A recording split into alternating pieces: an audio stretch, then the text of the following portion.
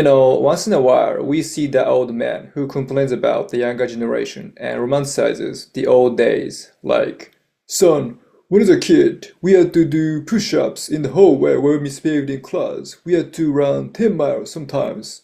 Kids are so soft and lazy these days. They have no work ethic. They wouldn't survive in military like we did. Blah blah blah. That kind of stuff, right? And every time I saw them, I thought they are pathetic and decided to not be one of them when I get old. However, these days, unfortunately, I find myself complaining about the younger generation and romanticizing the old days, like the 2000s, my childhood. Like, what is this phenomenon? Why does everyone think they live the best era? It's insane. Is this because of the nostalgia bias, or is the situation getting really worse progressively? Which is it? I don't know. Either way, I feel ashamed of myself for doing it. All that being said, what's happening right now in society is crazy.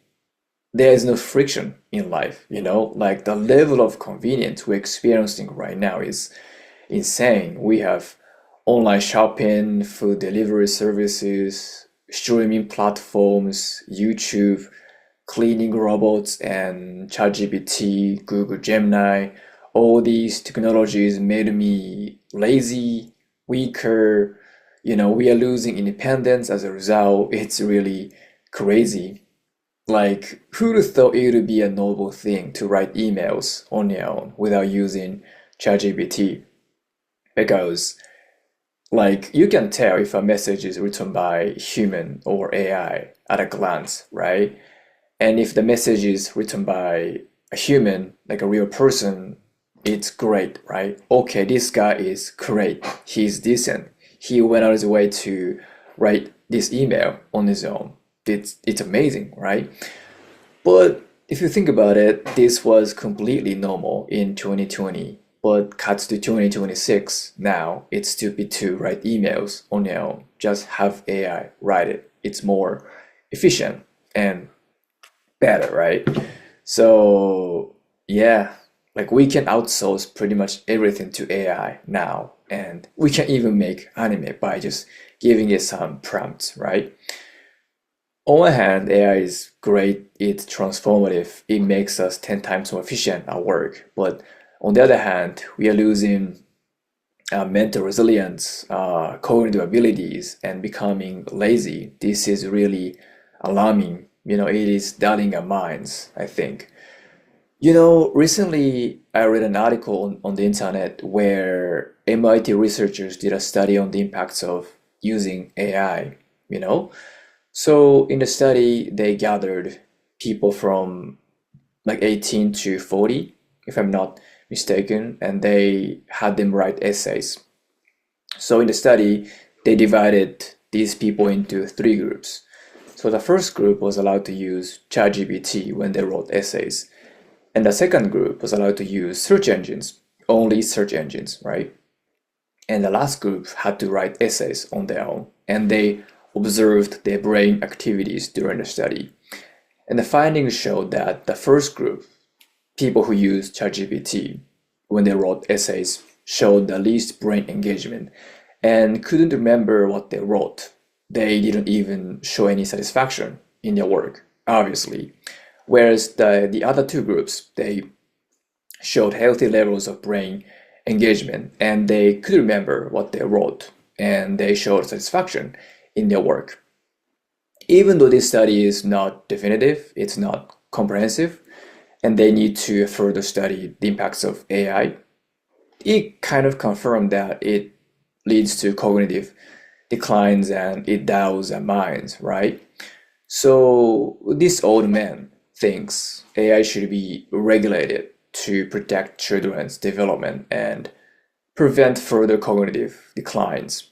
You know, we need friction in life, both physically and mentally, to keep all these essential, human qualities, physical, mental, cognitive abilities. And like if we keep relying on automation and AI, we'll lose a lot of essential skills, qualities, and abilities, right? I'm afraid of it. I'm afraid of brain atrophy and losing independence, like writing skills, critical thinking, and problem solving skills. So I make it a practice to do things on my own, not relying on AI in private. At work, I use those tools to keep up with other employees, but in private, I try not to delay all these regressions, because I'm scared of it. Also, I don't like the trend of overprotective parenting and education. Like now, educators and the parents, they overprotect children to the point of fragility, right? As a result, most kids are unprepared for the adult life, right? They're struggling with the real life stressors when they after they graduated, right? It's it's not good. And I heard some schools don't even keep score in children's sports like soccer because they believe in the idea that everyone should be a winner. There should be no winners or losers in sports, right? That's not good. That's not good for their development because like they believe they're protecting children from discomfort and hardship out of love and kindness, but what they're doing really is depriving them of growth opportunities, right? Because like you need to have a sense of defeat, loss, pain, frustration, inadequacy, all the because all these negative feelings lead to resilience and empathy, right? The sooner you know you can't win every game, you can't have everything, the better for you developmentally because you need the thought process, the reflection of, okay, I can't win. I'm not better than that guy. I suck at this. I need to work harder to beat that guy. You need that thought process to be a better person, to improve, right? And also pain. Pain is essential for growth and development. They banned corporal punishment, right? But when I was a kid in the 2000s, it was not allowed, but it was tolerated.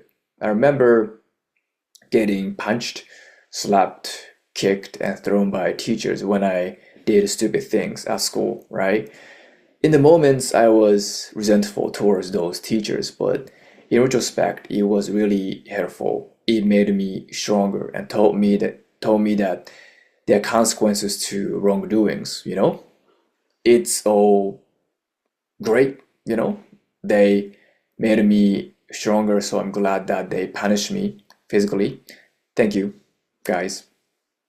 And like all these things that I experienced growing up, lack of technologies, frictions in life, corporal punishment, competition in sports, all these things prepared me for the demands of adult life and the real life stressors.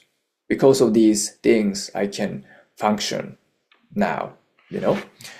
So, going back to what I said earlier, whether the old times are better or not, maybe not. It depends on your perspective and preference, maybe.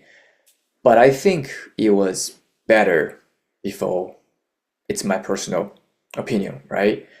So yeah, maybe I'm gonna keep being this old man who romanticizes, the old days and complains about the younger generation. Like they spend a lot of time on social media, blah blah blah, that kind of stuff, right? So anyway, that's my, you know, feeling now. Yeah, that's it. Thanks for watching. Bye.